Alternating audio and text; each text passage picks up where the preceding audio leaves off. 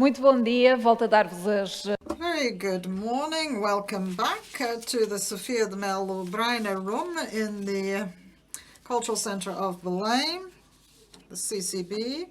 We're now going to focus on European funding for culture, how to take advantage of synergies between EU programs. I will now give the floor to Francisco Cipriano behind the lab for applications to these funds. He is an EU funding expert. To work in this panel. Thank you so much to the Portuguese presidency for inviting me to be the moderator of this session. My name is Francisco Cipriano, as was mentioned already, and I'm very pleased to be the moderator of this very important panel and with a very actual subject, which is the synergies between EU programs. I would just briefly say a few words about me. I've been working with European funds for the past 25 years, more or less. I was working at the Portuguese state for a while. Then I moved to Brussels for DG Regio for a long period of time as well. Then I moved again to Portugal, still working within the funds.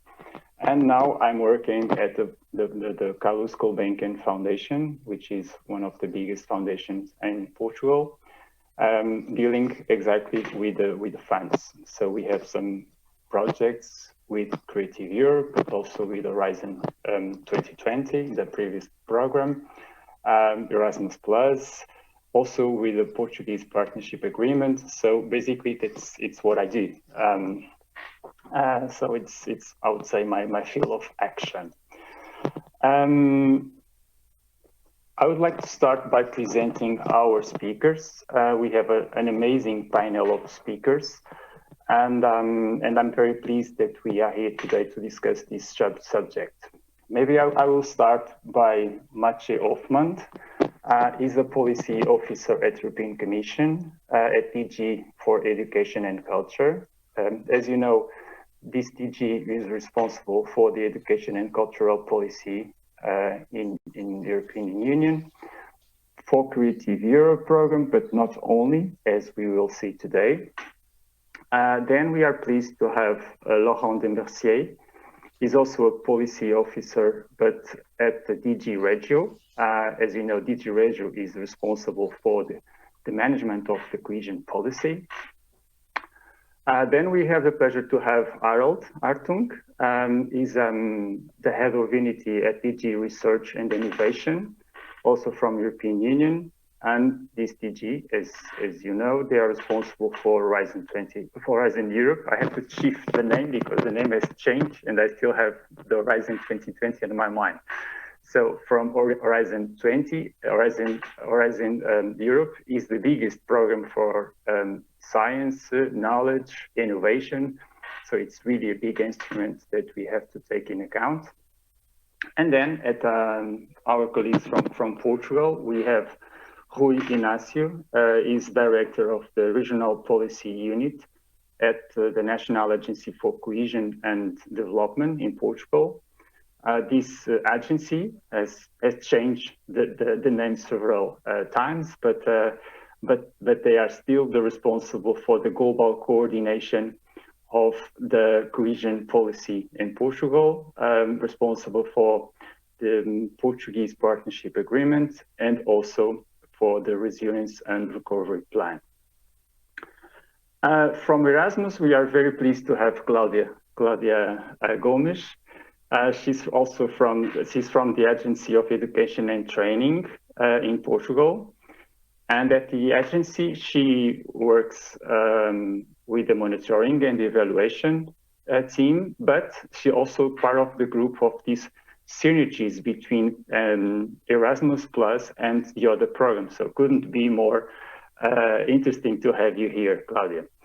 Thank you for your presence.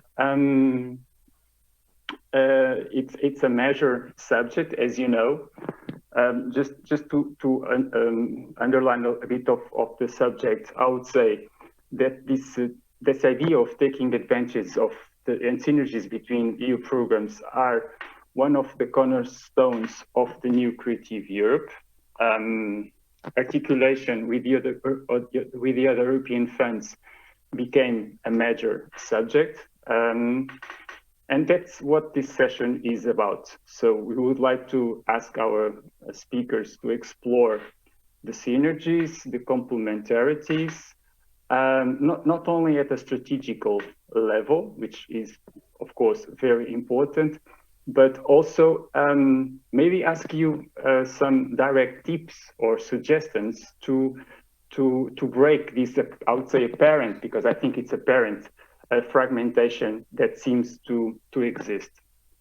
So that will be our, more or less, goal for today. I think to start the discussion, maybe I would like to raise a global question and give the possibility to each of you to present your ideas. I would say how to take the advantage of these synergies between EU programs. How can we maximize this opportunity of the different funds and be able to work in a more consistent way within the cultural sector? Maybe I'll start by you, Maciej Hoffman. Can you give us some tips? Thank you very much. Muito obrigado, Francisco. Bom dia, colegas. Muito obrigado pelo convite.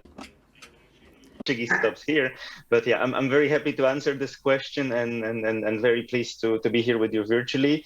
In a way, what I would like to share with you will be also regrouping and linking back to what has already been said during the 2 days of this conference by Commissioner Maria Gabriel, Vice President Skinas, also a number of my colleagues from the European Commission. So in a way, it's also quite an easy role that I have now to kind of build on what they said, but I also will try to kind of, maybe add some new ideas to the table. So as Francisco said, where we come to play as DG Education and Culture, of course, we look at Creative Europe as the only EU program as such supporting culture and creative sectors, but we also do look beyond that program. And this is very much, of course, what we do. I'm part of this culture policy unit in DG Education and Culture. So we, of course, do work very closely with European Union culture ministries, but also other services of the European Commission working on the range of topics. We work very closely with offices of cities and regions in Brussels. We work very closely, finally, also with international organizations, such as, for instance, OECD, also linking to the topics on culture and what culture can do on these different levels. And I essentially wanted to kind of touch upon two specific points. First of all, the mainstreaming of culture into European Union policies and programs.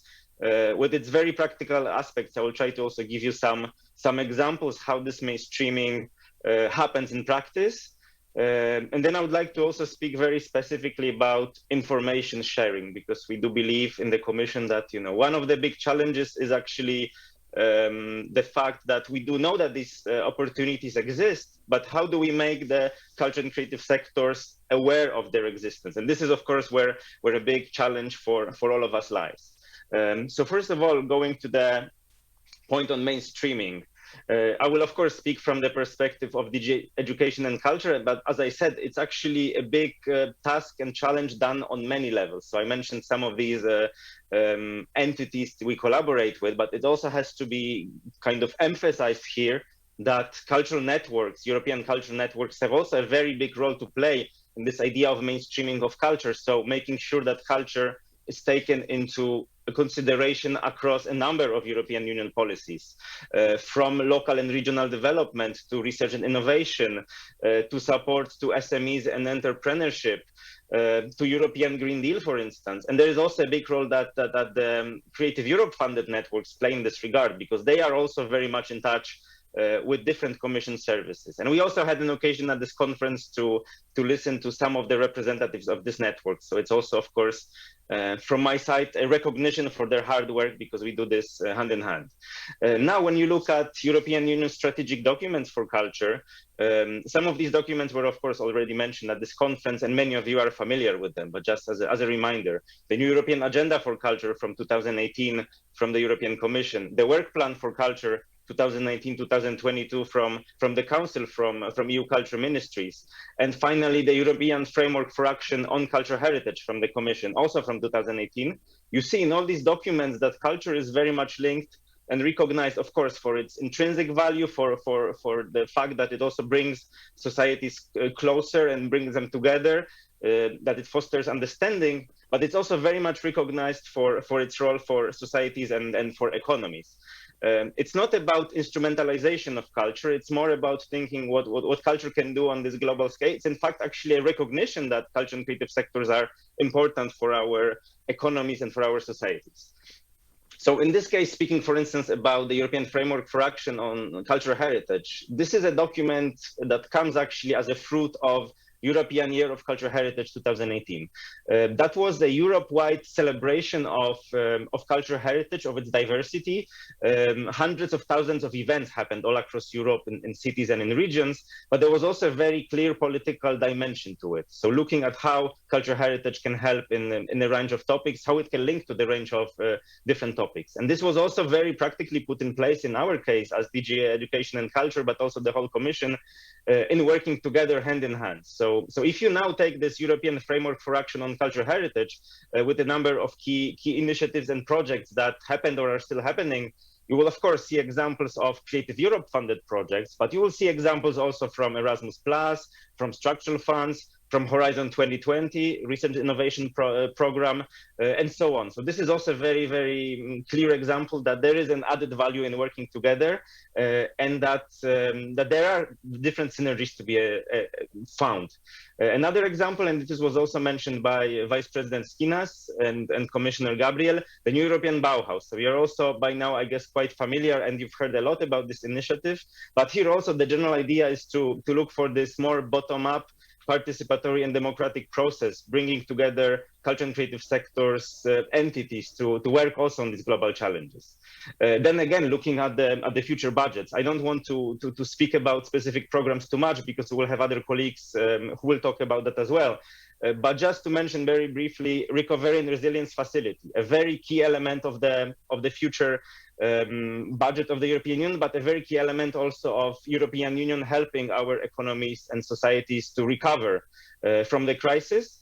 And it has to be noted that this instrument can also assist culture and creative sectors. This is, of course, a very cautious estimate, and Commissioner Gabriel mentioned it yesterday, but we are now looking at the proposals made by the member states in their recovery and reform plans, and we could estimate that as much as 9 billion euros might end up being devoted to broadly understood culture and creative sectors. And again, this ranges from, let's say, energy efficiency of heritage buildings to working conditions of artists, or upskilling and reskilling culture and creative professionals. It's very important to know that there's this kind of horizontal aspect, and again linking to different aspects of culture and creative sectors.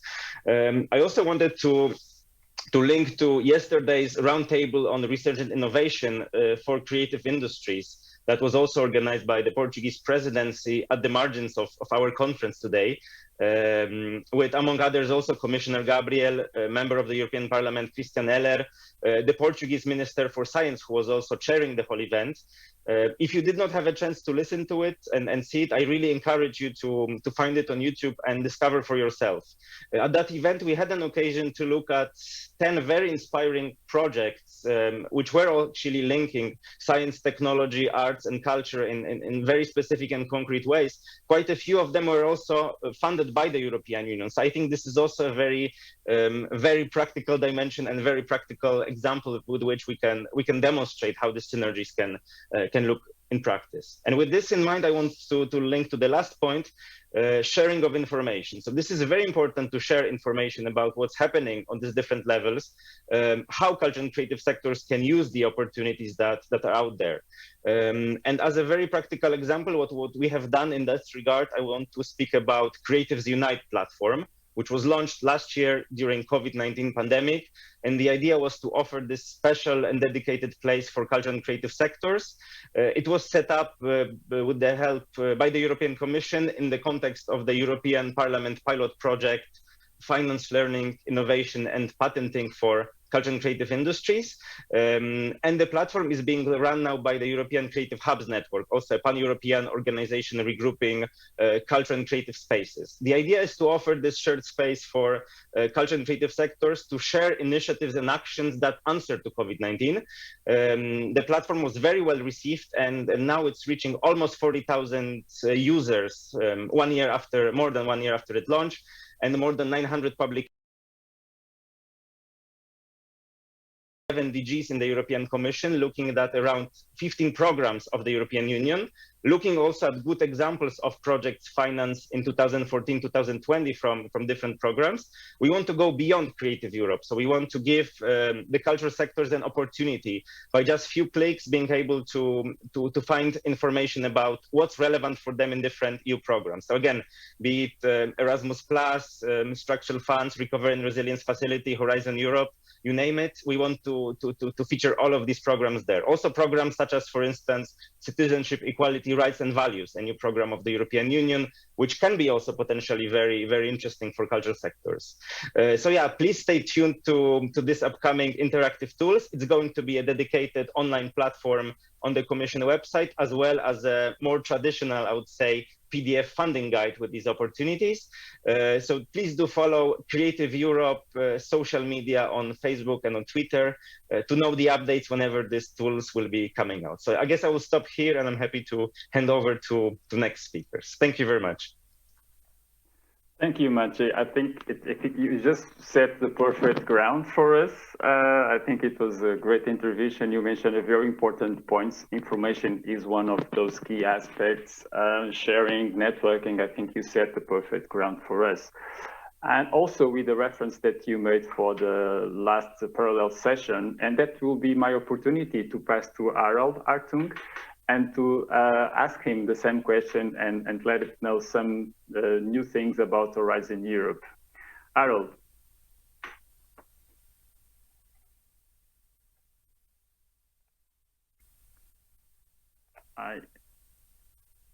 Did we miss Harald for a while? I guess so. Yes. I will rephrase my question, because can actually be so updated also for Laurent, because he works at the DG Regio, and the structural funds has always a big weight in this kind of project.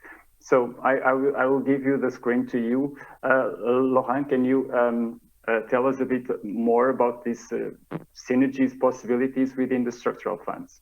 Okay, thank you, Francisco. Good afternoon, good morning, ladies and gentlemen. So before giving practical tips on possible synergies between the cohesion policy funds, because now we say cohesion policy funds, we do not say anymore structural funds. It's a new terminology. So synergies between cohesion policy funds and Creative Europe. I just want to remind you that well, contrary to Creative Europe, the cohesion policy funds, which include the ERDF, the ESF, are implemented in the so-called shared management, so in the partnership between the Commission and the Member States and the regions. As you know, we're currently at the beginning of the 2021-2027 programming period.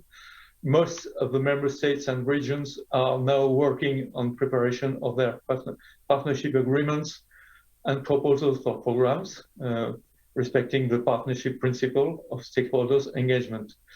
And this brings me to the central role of managing authorities, which are in charge of implementing the cohesion policy programs. So managing authorities are located at national or regional level. So why is it interesting? Why is this synergy between Creative Europe and cohesion policy funds so interesting? Well, because I would say the results of Creative Europe projects can be amplified and carried forward via the cohesion policy investments to achieve a durable impact of competitiveness, innovation, and growth. For example, cohesion policy could fund additional capacity building in the region of some of the project partners or in regions not being part of the Creative Europe project, but that might benefit from Creative Europe project's results. Examples of potential investments in creative, cultural and creative industries could include investments in research, innovation, SME competitiveness, and digitalization. And this brings me to the very important role of smart specialization strategies. As you probably know, smart specialization strategies, they were used in the previous programming period to as an enabling, as an ex-ante conditionality for investments in research and innovation for ERDF, and this will continue with the next with the new programming period. Smart specialization strategies will set out the national and original frameworks for investment and in research innovation, SME competitiveness, and digitalization, not only from the cohesion policy funds, but from all funding sources. So there are these smart specialization strategies are a key instrument for synergies.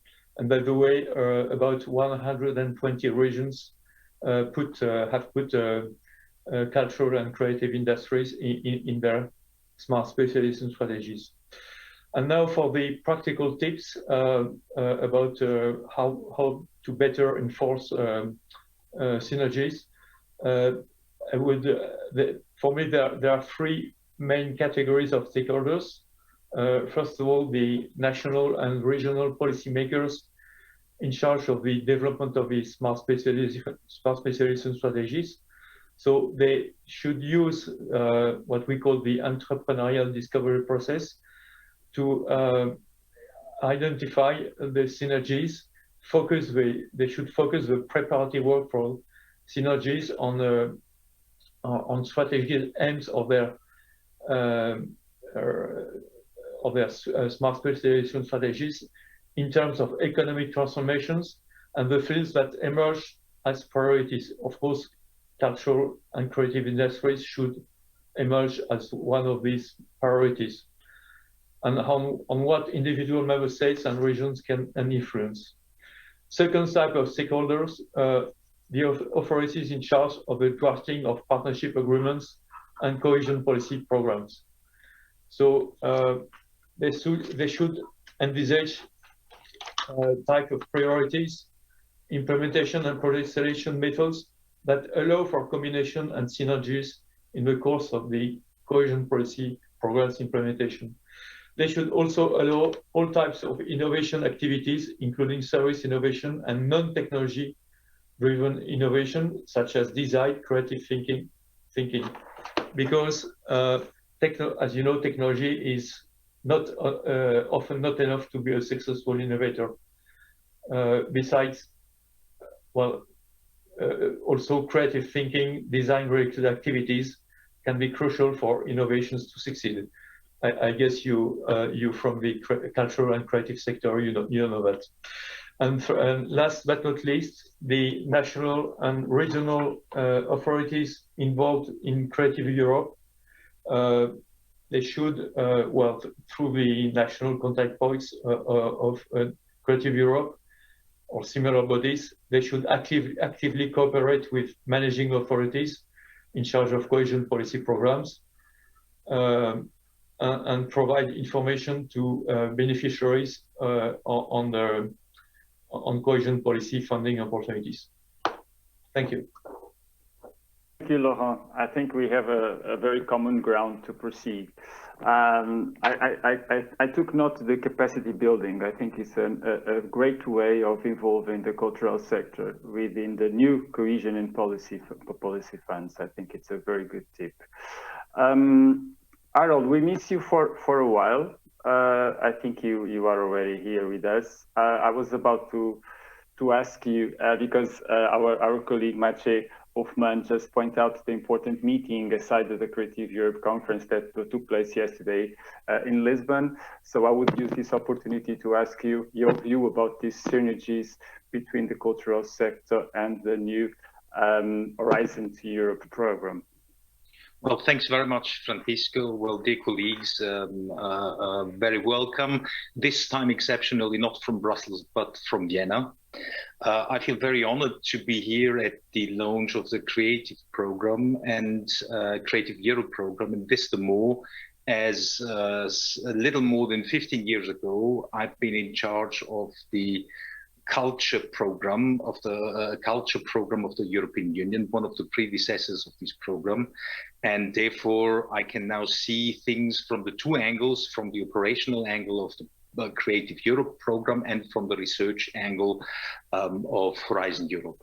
And yeah, what I would like to do now is to briefly take you through the approach we have in Horizon Europe for cultural heritage in this program. And as the boys, contrary to the girls, cannot do very many things in parallel, I have asked for the help of the colleagues from the organizers to guide us through the presentation, and we can start with the first slide if that is possible.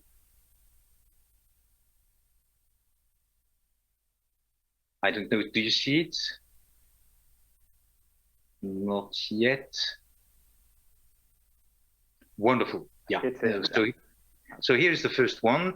Let's already go directly to number 2, as far as the slides are concerned. And you will see here that this is the structure of the Horizon Europe program. In the middle, you've got one big slide where you can see the structure of this program. And there we've got clusters, and one cluster, the highlighted one, deals with creativity, culture, and inclusive society. And I think this is something very new, that we have a specific cluster dealing with cultural heritage. And I should also mention that when we have this now new in this program, we did not start from scratch. We have already a broad experience in Horizon Europe, and I think, Francisco, you have also experienced it in the past. Just to give you some figures, we've got in Horizon Europe some 187 million euros, which were spent on the previous cluster, which is Societal Challenge 6 for Cultural Heritage. With this, we financed 69 projects in the field, and throughout the entire Horizon 2020 program, we've spent some 600 million on cultural heritage related topics and research. Now, next slide, please. And in this cluster, we've got what we call 3 different destinations: democracy, social and economic transformations, and one specific one for cultural heritage. Now, how do we define this cultural heritage? We take a very broad approach to this, namely tangible cultural heritage like monuments, artifacts. There is the restoration, the preservation of that. Secondly, we've got the intangible cultural heritage, namely values, traditions, beliefs, which all make our perceptions. And the third area there are the cultural and creative industries Maciej has already made reference to. And the fourth point is that we, in our broadened approach, want to engage large parts of the population, not only the traditional culture consumers, which are maybe a bit elderly and well off with gray hair, but we want to have the young people to engage the voluntary organizations to work with us. Next slide, please. And here we had a quite interesting development as far as budget is concerned. You see here a budget of 2.25 billion, which already is enormous for 7 years. But this only happened at the very last stage in the negotiations for the new program, namely towards the end of December last year. Because before that, for the clusters 2 and 3 together, we would have had a budget of 2 billion. And now it has been considerably increased. And we are very grateful for this. And according to the amendment of the legal text, it should go into cooperation of cultural operators and cultural institutions and creative industries. Let's move to the next slide. Just to give you an overview of how the division of the money is. And here we've got an equal part for democracy, cultural heritage, and transformations. For the next 2 years for cultural heritage, we've got 141 million. But as we've got an increase in our budgets, these budgets will considerably increase as of 2023 onwards. Next slide, please. Yeah, so our intervention logic, sorry, this is very much Eurospeak, but what are the challenges we want to tackle? It's a top-down approach. Namely, we see that we've got an erosion in our social fabric. We see that cultural heritage no longer is the strong basis for a sense of belonging. It's risking losing its role, and there we really want to do something about that. And we want to make full use of the potential of cultural heritage for the competitiveness of European industry, for reinforcing the sense of belonging, and for engaging our citizens with culture to make it our culture. Next, please. Now, in research, what are the deliverables? Well, very often you've got products, you've got new vaccines to be in the COVID area. But what we produce here is quite a different thing in the social sciences. First, the tools. We've got research and innovation actions, and there we really want to tackle with the research our main societal problems. We've got innovation actions where we test for the fitness for the market, and we try to upscale what we have produced to make it fit for other reasons. And we've got the coordination and support actions where we bring together the different operators to have more impact. And our outputs are scientific analysis, methodologies and modeling, and policy recommendations. And here it links very much with the outputs of the Creative Europe program. And let me then, at the end of this small presentation, just give you a few examples. Next, please. We have regrouped them in 3 different areas: for the green planet, for digital, and for innovation. And here you see the different topics which we have in our program. Now, I need to make a commercial in our own interest. Yesterday, the work program was officially adopted and published, and we're very grateful for this. And as of next week, then you can start handing in your proposals. Next slide. Just to give you a few examples, until yesterday, the draft was still okay. Now I could already withdraw the draft, but just to give you a taste. Here we've got a topic on traditional crafts for the future. We've got many people who know the old working techniques in building, in processing wood. But what we need to do to make things competitive, we don't work only for museums, but we want to be competitive in the market. And the best example for us is what we've got with the Italian fabrics industry. They've got an old tradition.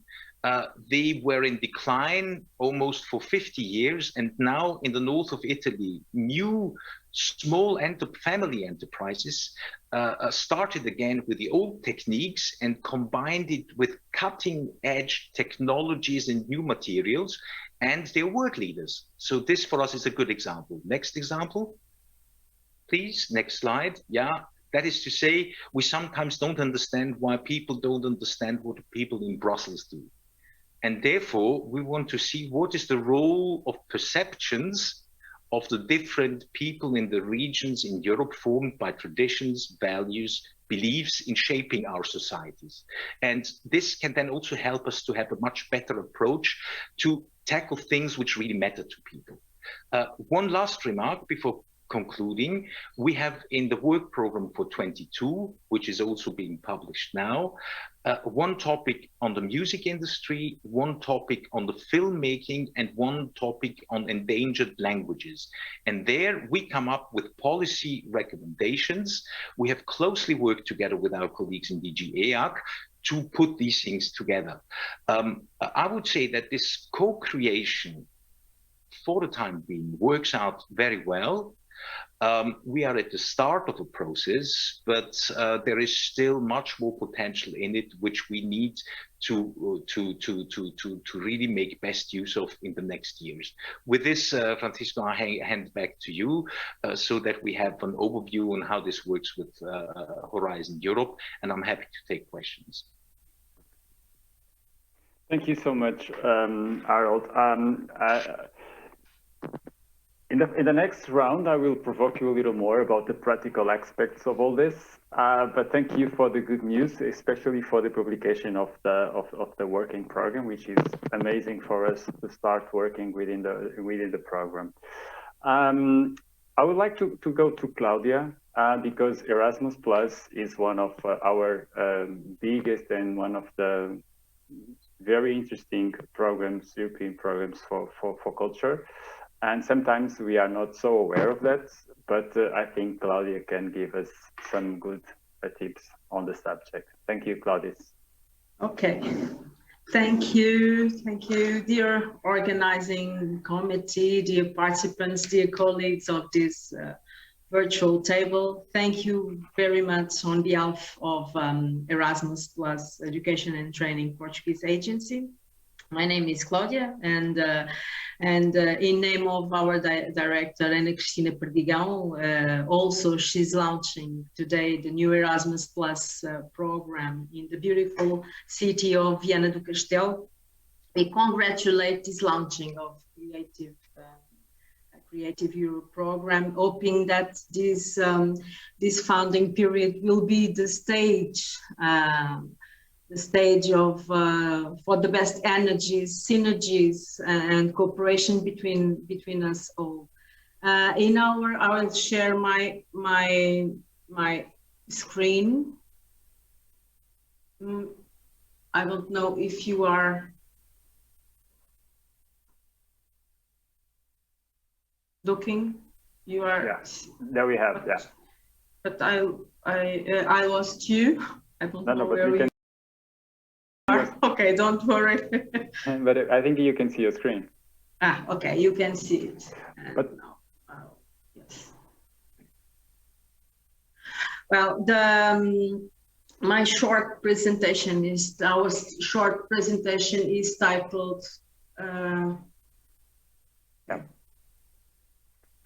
Yes, because it's in this side, and I'm looking now for you in this screen.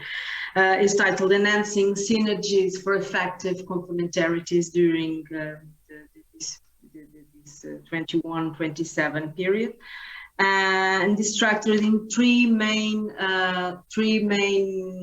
moments. Firstly, I'll do a brief presentation of the new Erasmus Plus, considering these 7 years of the multi-annual financial framework. Secondly, we will summarize some horizontal priorities that will conduct this new Erasmus Plus program, as well as the main objectives and its key priorities. And to sum up, we will try to understand about the main synergies and complementarities between Erasmus Plus and other cohesion policy funds or other funding sources.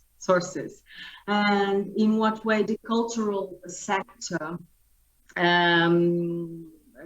professionals and as well as organizations can benefit from this education and training program, and in what way we can work together to boost cooperation and co-creation across borders, because we have already talked about earlier, and for us it's very, very important to systematize this. And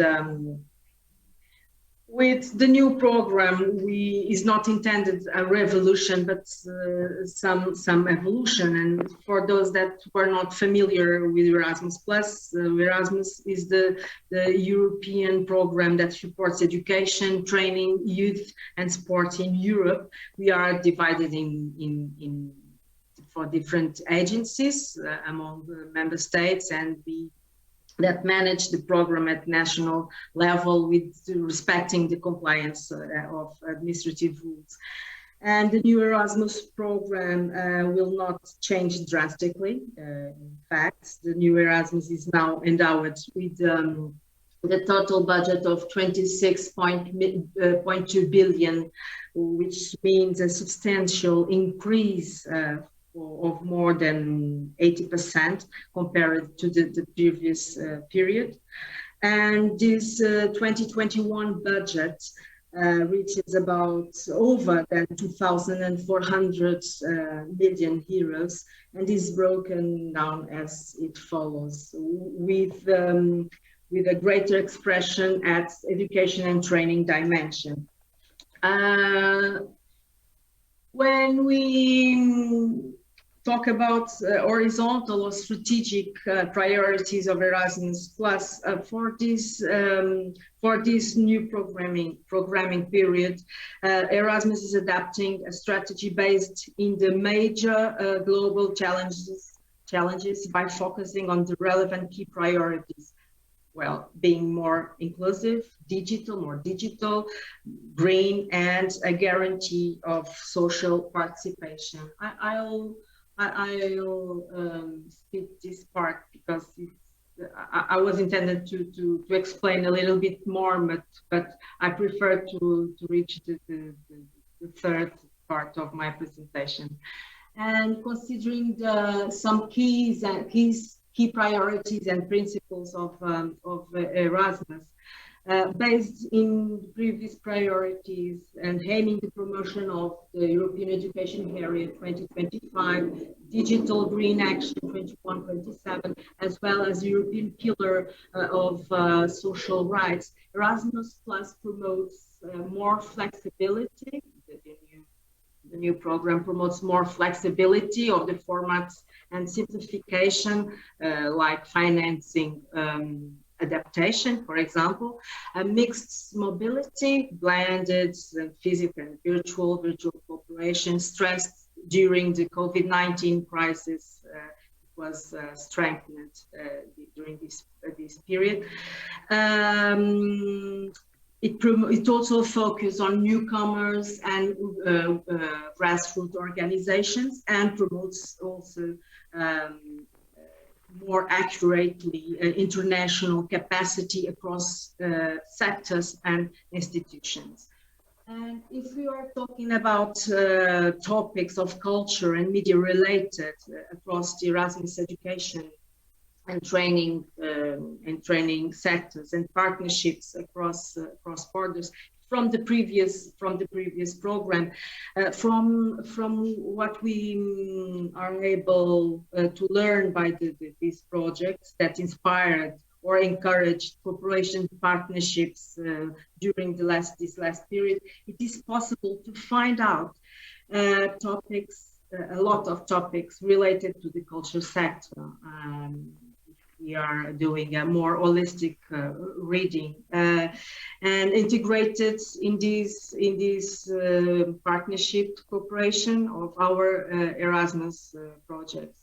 Yeah, and it is transversal to all sectors, some of them with more expression than others, like, for example, in school education topics, with the digital or the creativity and culture that stressed a lot of topics from these strategic partnerships between schools, the vocational education and training topics, also the digital development cooperation, at the higher education level, again, the digital, creativity and culture, and finally adult education topics with these three main topics. Well, and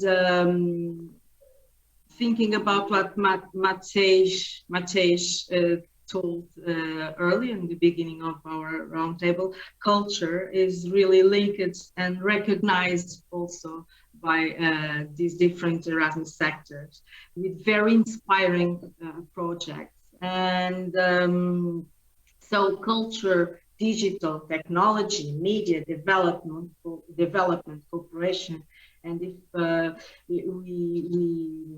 we want to say, if you want to do this analysis, let's say more or less sociological, we can consider that these culture professionals, or like artists, creators that are suffering a lot of impacts from this COVID-19 crisis, as well as organizations, they can be considered as let's say privileged agents, and they are absolutely educative agents as well, with common profiles and a big potential of integration in the different Erasmus Plus projects, sectors.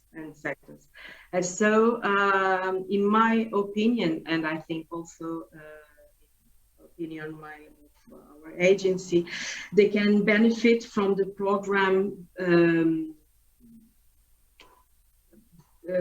opportunities and features as well, and with this synergic vision of complementarity of funds, but also ideas and joint effort between entities, it can be an important step to support more people to participate in international partnerships. So by this 21-27 can be seen as an opportunity for the cultural dimension indeed. And this is why this is the reason why we need to build synergies. The European and national institutions in relation to this 21-27 programming period focus on improving synergies between different funding strands, European Erasmus Plus and others, and the other cohesion policy funds, etc. And we are working on it under the commitment to foster synergies and ensure coordination, complementarity, and coherence between the funds. And why? Why? Because we know, and particularly due to this health crisis situation and impacts, we know this frame can secure more, can secure greater impact of the different programs at different levels of our societies. It can maximize efficiency of the key priorities and horizontal priorities as inclusion, digital, green, and as well as the democratic participation. And it can also enhance coherence between programs and their operationalization. So having a coherent, goal-driven approach tackling common challenges, as our colleagues said also earlier, focusing the end user as the main goal of European action, and also this programming, working on and for one very important and strategic thing: interaction, converging objectives and positive externalities, spillover effects, etc. And concentrating our efforts on the operational implementation of the program. Here, the relevance of communication, cooperation between agencies, not only between Erasmus national agencies, but also with other management agencies at national level, and also between beneficiaries. So this is crucial. In other member states, the programs are managed also by different national authorities, and it's a fact that we can stress by because the national agency also belongs and is represented in this horizontal consultative working group centralized in Brussels on synergies, and so we are trying to work on these complementarities at national level. And we stressed that there is no accumulated experience of combining the different programs, but that's why it's quite difficult to stress all. But there are some good practice, and we are learning from that. So, cultural sector and synergies with Erasmus Plus. Well, there are some novelties that can be very important for the cultural sectors and also other sectors, of course. I nominated here some of them. However, I will stress specifically the cooperation partnerships and the small-scale partnerships or partnerships for excellence, because they have a great potential for the sector. And considering what I have learning from yesterday during the conference and also during this morning, I think it would be something to be explored between our agencies or between our programs.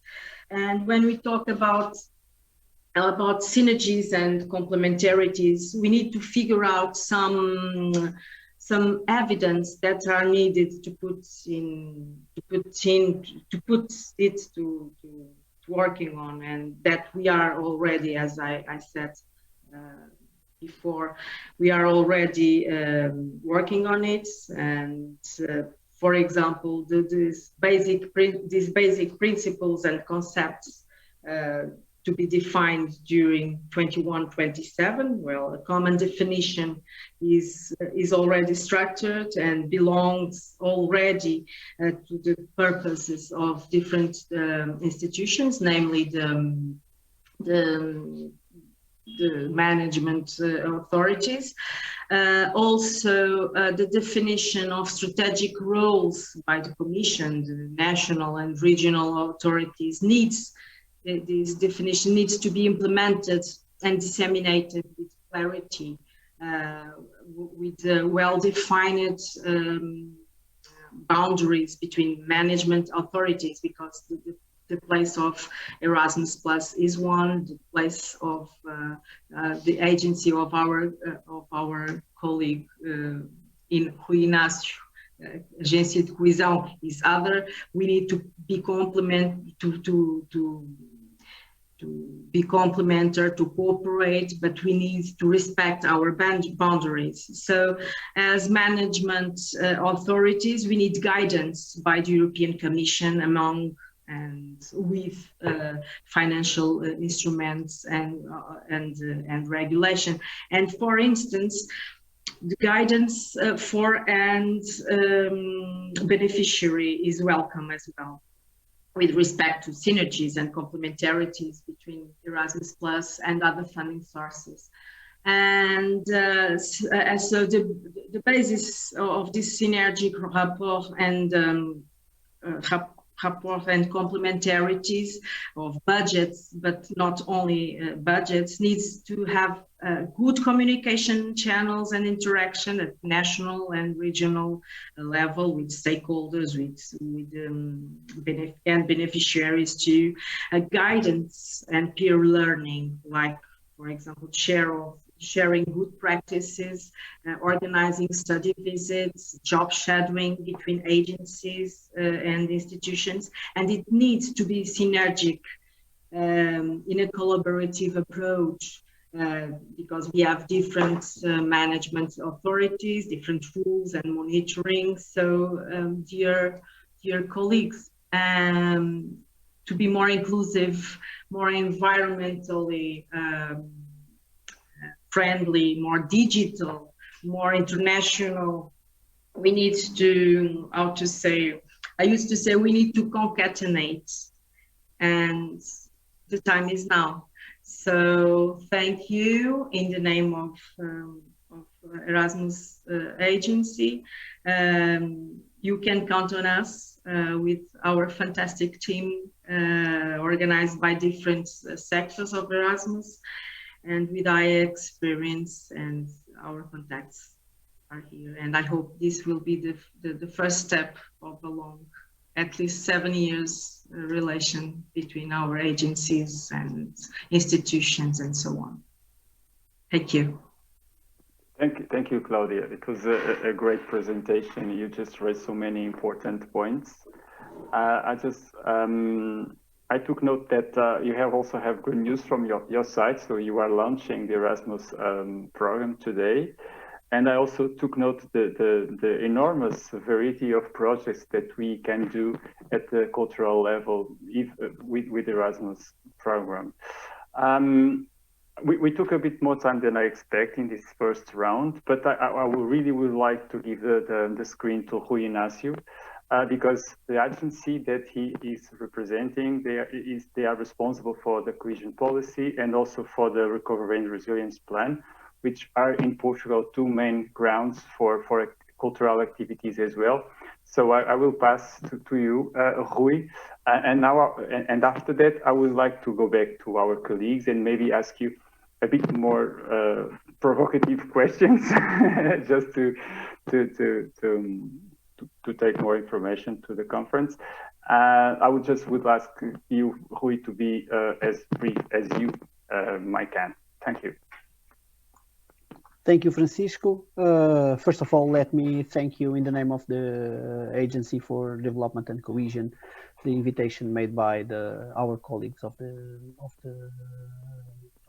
Cultural Ministry and Cultural Public Administration regarding the participation of the agency in this conference, in this very important subject of synergies between different programs to increase the results and impact of the public money in the cultural and creative sectors.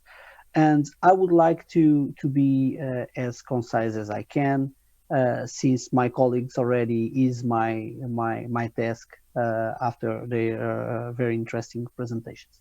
Taking from the some of the things that Claudia has spoken, and also taking into account the first words coming from Francisco, I would like to say that it is important to look to the operational aspects of the complementarities and synergies between funds, but of course we need to look at the strategic consistency that could foster that complementarities. This is to say that if we have an overall strategy that is designed and includes a different range of sectors, it could be easier to after that, as the operational arrangements and the way to use the different funding sources to promote that synergies.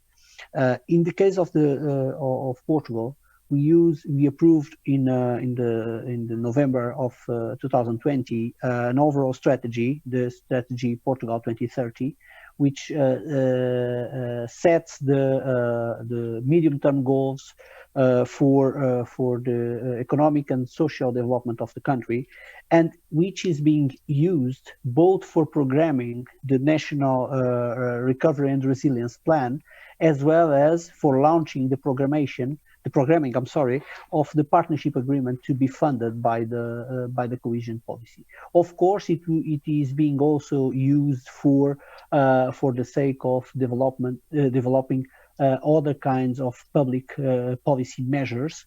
But I would like to stress the importance of this strategy to draft these two very important programs that I already mentioned. The way the synergies could be fostered is to choose from the beginning and try to choose during the programming phase what are the best funding sources for each type of projects, which goes to the one of the statements that Claudia said, that we need to respect boundaries, but we need to respect boundaries, we need to know the boundaries, and we need to set them since, as we know, some of these programs, both Erasmus Plus, Creative Europe, even Horizon Europe, as some merging fields of action or overlapping fields of action with more broader programs, such as the programs that I am responsible to talk about, like cohesion policy or the recovery and resilience plans. This is to say that before going to operational aspects, we need to set clearly what we want and what we need to get what we want. A sort of, as Harold showed us in a very important best practice, we need to draft the intervention logic of each measure and try to understand what is the best instrument to finance it, taking into account the objectives of the instrument and so on. This is to say that, and from the cohesion policy point of view, the role of synergies and complementarities is a very old function of the cohesion policy, and we try to do that and improve it as long as we are paving our way. This is to say that, for instance, instruments for complementarities with, for instance, the Horizon Europe are already drafted in the regulations, because, for instance, there are opportunities such as Seal of Excellence, which is to say that we can support in the cohesion policy projects that are not approved under the Horizon Europe program, but which are deemed as excellent by that program, which are well classified, and it is just one of the options that we've got coming from the European regulation. The other type of support that cohesion policy could give us in terms of complementarities is both in the beginning or in the previous phase of participating in central managed processes, or after that,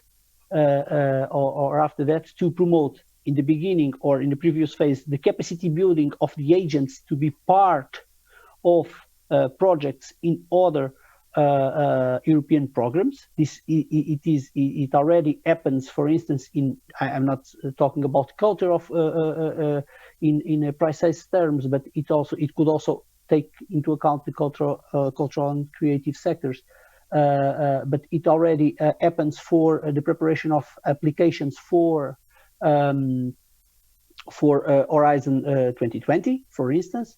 And as Harold said, and also Laurent, I think, after the projects are being financed by the Horizon Europe or Creative Europe or even Erasmus, there are subsequent phases of that project that could be scaled up, that could be supported by the European cohesion policy, or if it is eligible under the recovery and resilience plan, it could also be financed in the recovery and resilience plan. At the same time, the specialization of funding sources is important. This is to say that if, for instance, I will provide support for digitalization of creative and cultural sectors through the recovery and resilience plan, as it occurs in the Portuguese case, where the resilience and recovery plan provided for that kind of support.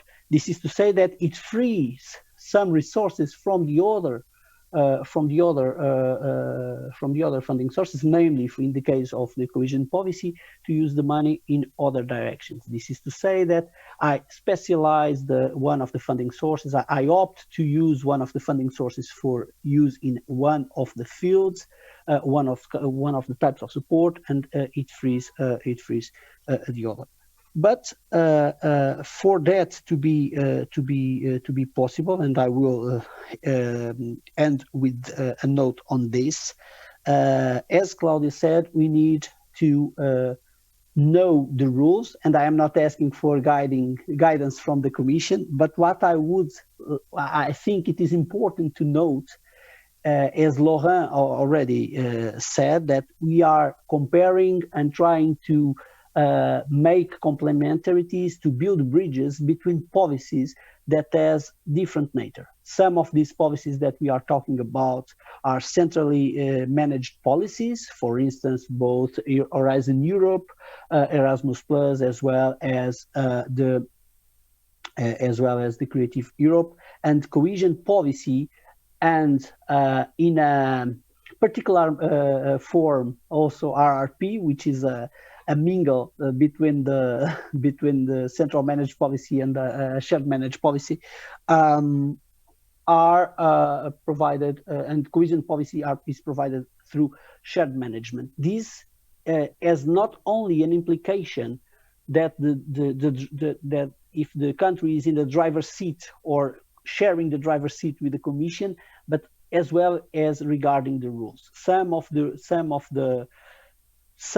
the work has already been done. This kind of preoccupations regarding the level playing field of the rules has been one of the main concerns in the negotiations that end between the end of last year and the beginning of this year, regarding the whole set of European policies to be funded under the multi-annual financial framework. But I would like to stress that it is important for the final beneficiaries that the set of rules is clear, and as far as we can, and of course maintaining the differences between the policies, that the set of rules is clear, and the rationale behind those rules and the difference between those rules is also clear, not for us, the people that are in this fabric of funding public policies, but for those that are benefiting that because because it is important for them to understand well why if I am funded by one program and try to be funded for the same purpose, or for instance a subsequent project or a subsequent phase of the project in the other fund or in the other policy area, I will get different rules. I'll stop here by stating the importance of level playing field for the complementarities and synergies. And Francisco, I'll get back to you. Thank you, Rui, so much. What an amazing intervention. You just raised so many important points. I just will allow me to stress two, which I thought that they are really, really important, which is, you said that the complementarity starts at the strategic point of view. That's very, very interesting. And that's a very key point of this, because if we need to establish bridge between programs, we need to do it also at a strategic point of view level. I think it's a very, very important message. I also took note that three things that you said that are very important for the sector. One is the possibility of catch up or recover some projects that were not financed but have good score and have a good impact in the country that can be financed in the different instruments at national level. This is really, really important. Also the capacity building, which is the key aspect of our sector. I always said this. I think the researchers already made the shift. I think the cultural sector have to make this shift. So capacity building is absolutely essential. And the fact that we can finance new phases of the same project at national level with national, it's subsidiarity instruments or other kind of instruments. So I think you raised very important points. Thank you. We are a bit out of schedule. We still have some time, but I prepared some questions, I would say more practical questions to each of you. I really would like to make those questions, but I have to ask you to be absolutely practical on the answers and very quick, but I really would like to make the questions anyway. So maybe start by Maciej Hoffman. I was fascinated with the idea of this new interactive tool. Just tell us more, what you can say more about this new interactive tool that will be launching September. Okay, yeah, I'll gladly tell you more. Yeah, and the idea behind it, as I said, is to better valorize and somehow demystify the EU funding opportunities for culture, because, of course, we do fully understand that, as I said, Creative Europe is the only program as such which was created with culture and creative sectors in mind. And when I say culture and creative sectors, again, I'm sure many of you know that this is a very broad definition, because it's both market and non-market oriented, let's say, actions and sectors. So it ranges from video game companies, for instance, to public museums. In a way, with these interactive tools, we want to cater to the needs of these different subsectors. So the idea is really that a user arrives at the landing page, chooses the sector they represent, what kind of specific needs they have, whether it's for capacity building, internationalization, knowledge sharing and peer learning. And then the interface gives them information about specific programs that are available. Of course, providing relatively general information. And then, of course, if they want, they can kind of follow up and read more about them. But what's also important is that the interface would give them good practices, examples from 2014, 2020 projects that can be relevant. Of course, the thing is that, we'll be showing and showcasing new programs, but, in quite a few of these programs, in fact, as it was said, we're not speaking about the revolution, but rather the evolution. So we believe that the, specific, for instance, good examples from Horizon 2020 can be useful also for Horizon Europe applicants, or, examples from structural funds from 2014-2020 perspective can be useful. And then again, the idea is really to demystify, to convince cultural sectors who often would say, for instance, okay, Erasmus Plus is not for me because I'm not educational institution. Or again, Horizon Europe is not relevant for me because it must be only, for hardcore research institutions and so on. So this is really this idea of demystifying. The request very much comes from, of course, from the sectors themselves, very much hit by COVID-19, but also, for instance, from the Council and EU culture ministries. And this is something very clearly expressed in the Council conclusions this May, adopted under the Portuguese presidency on recovery and resilience of culture and creative sectors. There's a very open pledge to the European Commission to also provide this information. So we're essentially following up on that. And as I said, stay tuned, and then we hope to unveil it in September. Maybe one point I could add, linking to the new Creative Europe program, because with the new program, we also want to possibly give a slightly more enforced role to Creative Europe desks that provide information about the program on the ground. Of course, their focus is still Creative Europe program. This is not changing, but we do know that many of the desks have already been active in informing about other funding opportunities. So we also hope that such a tool would be helpful for the Creative Europe desks on the ground. So again, to know what's the landscape beyond Creative Europe and to be able to better advise culture and creative sectors, because of course desks, Creative Europe desks are often the first contact persons and kind of ambassadors, in fact, of European Union when it comes to culture and cultural funding. Thank you. We are very lucky with our desk, actually. in Portugal. But I'm going to use your words, saying, you said, Erasmus is not for me. I think it's the normal sentence that I listen to it. So I go back to Claudia, and I would say, how can we help them to configure a project that fits in Erasmus? Because sometimes this sentence is so usual, the Erasmus is not for me, and it's wrong. Erasmus is also for cultural sector. Yes, as I told in the earlier in the presentation, artists, creators, I don't know, cultural professionals, the different organizations from this sector of culture, they are they have all the potential to participate at the Erasmus. And when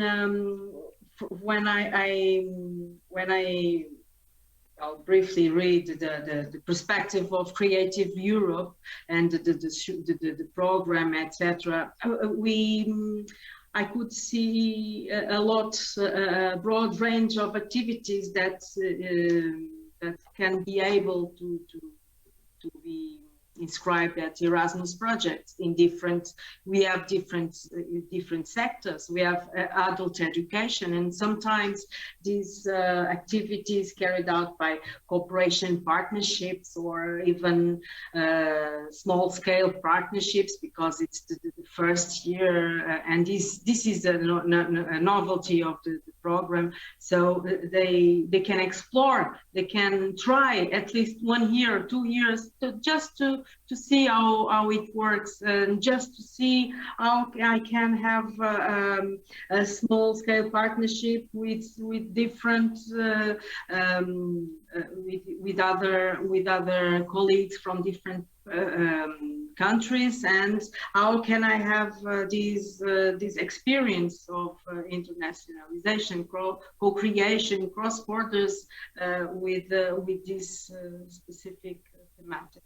And we also have top-ups for social inclusion, and it needs some complementarities, but we are here to help and to explain you everything. Thank you. Yes, I also, I will talk for myself. The agency works amazingly well in Portugal. We are so lucky to have you guys from the other side and help us with the applications. Thank you for that. Thank you. Since we have more or less the same problem within the Erasmus, within the Horizon Europe, I will ask Harold, what would be your advice for a newcomer? Claudia used a word that I really loved, grassroots institutions. How would be your advice as an expert to get into the process of Horizon Europe? Harold. Okay, thanks very much. Now, Horizon Europe is an extremely competitive program, which on the one hand is good, but on the other hand, of course, is difficult. In particular, in the field of social sciences and humanities, we've got the lowest success rate of the whole program. I speak now with figures from Horizon 2020, sometimes in some years reaching a success rate only of 6%. This means that out of 100 projects which are submitted, 94 are not funded, even if they are sometimes very good. So this is a big challenge, and I need to mention this always in the beginning, because you also need to know when you start working in a consortium, you also need to assess the chances for being successful. What we would like to do is that over time we would come to a success rate between 18 and 20%. That would make some sense. So this is one thing. The second thing is that we want to achieve a European impact. For this, you need to have consortia with a minimum of 3 countries, and you need to have a considerable size of these projects. I would suggest that in the beginning, when you start working on this, try to become a member of a consortium, certainly not a leader. Try to work together with other institutions with whom you have already cooperated, maybe informally on a different occasion, because trust in these things is very important. And when I say this, I often see also that we have then sometimes more of the same, that there are many consortia which have been successful and therefore have built up trust, and they submit and submit again. So we need to get some fresh air into this. So start locally, start with people you know, and build your way up. One last element in that, people say that sometimes for arts and humanities it's particularly difficult. And that is true, because in our research, we are still, although it's getting gradually better, but we are still a little bit in our silo approach, and that we only deal with the STEM sciences. Now, let me, to conclude with, give you just, we need to have a more holistic approach, because we are also emotional, and this makes the entirety of a personality. There has been the famous psychiatrist Viktor Frankl, and he has given a very good example. When you stand in front of, well, you look at the circle, you stand in front of the circle. But if you take 2 steps to the right or to the left, you might then see what is behind the circle. And this can be a cone, this can be a cylinder, this can be a hemicycle. Meaning that if you change the angle of your approach, you might all of a sudden discover the full dimension of what is there. And if we can achieve this change of dimension with other disciplines being involved, this would be great. I hand back to you. Thank you. I just love the idea of the cycle. Well done. Thank you. Changing the angle. I would like to finish this roundtable asking an example to Laurent, but before, I would like to go back to Rui Inácio, because we just approved our resilience and recovery plan, and in the beginning we had no presence. The cultural sector was not present. After the consultation period, the things change, and now we have a C4 component. It's a bit more domestic policy, but anyway, I wouldn't miss this opportunity to ask very briefly to Rui, how can we use C4 component in our resilience plan? Give some tips to our public, please. Thank you, Francisco. And as you said, our resilience and recovery plan has been just approved or proposed to be approved by the Commission in a communication and a proposal of decision to be approved by the Council. But we are in a good track for its fast approval. And as you said, culture, and it is important to note that, because participation from the citizens is very important, and culture is being included in the RRP after the public consultation. This is to say that mechanisms of participatory democracy works. It is important to state that in the times we are living now. And what is the main purpose or the main goals for that component? First of all, the component has 4 main goals. Maintaining and creating jobs for artists, creators, technicians, and cultural structures in the one side. Of course, taking into account the need that the national heritage, both material and immaterial, needs to be needs to have investment in. So it can be a sort of a base, a network basis for the creation of these jobs, of the maintenance of these jobs. Encourage digital transition in culture and creative sectors. This is to say mainstreaming here in the culture, the importance of digital transition. As a third goal, the mainstreaming of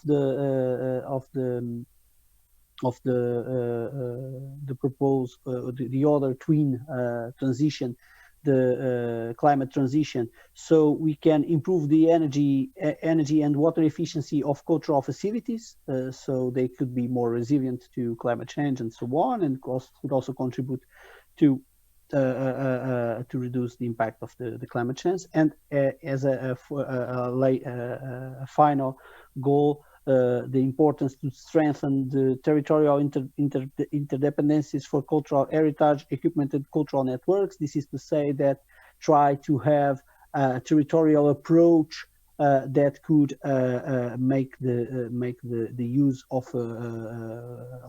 culture goods and services more efficient, and of course more spread over the territory. For that purpose, we have two different measures. One measure linked directly to support cultural networks and digital transition, and another measure directly related with cultural heritage. To be as concise as I can, the support to cultural networks and digital transition is mainly based on the modernization of the technological infrastructure of the cultural equipment network. This is to say that providing public libraries, public museums, public heritage to be modernized in terms of information and communication technologies and digitalization. Also, a second strand dealing with digitization of arts and heritage, namely trying to have a more digital experience when visiting and profiting from that heritage and from the arts. And also have a small strand, but also an important strand regarding the internationalization, modernization, and digital transition of books and authors, namely trying to have systems that promotes the translation of Portuguese authors and their internationalization, as well as providing a modernization and digital transition of both bookstores as well as of libraries. To conclude, regarding cultural heritage, it is mainly focused on requalification and conservation of national museums, monuments, palaces, and national theaters. And there is also, regarding cultural heritage, a very small scale, but very, very important, and we hope that it could be very impactful, a small program for a material heritage named Saber Fazer program. This is know how to do in a very literal translation, and it is based on the promotion, the establishment of a technological center and of laboratories that will boost the existence of competences and skills and qualifications on traditional arts and crafts, and trying to maintain and promote intangible heritage that is based on very traditional practices and from Portugal. This is the main goals and the main strands of the Portuguese Resilience and Recovery Plan. Francisco, I'll get back to you. Thank you. Thank you so much. I think it was very useful for us to know what is inside the program for the cultural sector, because it's been so mediatic nowadays that it's very useful to know in a very pragmatic way what can we expect. I'm going to finalize by you, Laurent, and in a very pragmatic way. Do you have a good example from a cohesion policy project that you would like to share with us to finalize? Yes. Before giving this example, and don't worry, I will be short. Just a few words to say that in this new 2021-2027 period, cohesion policy will continue to provide funding for culture and cultural heritage in cities and in regions.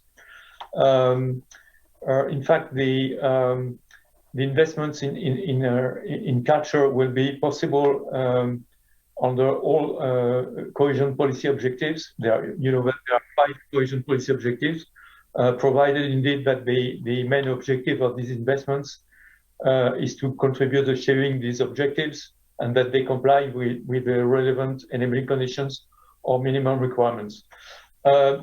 Secondly, there is a thematic concentration on the first 2 policy objectives, which are smarter Europe and a greener Europe.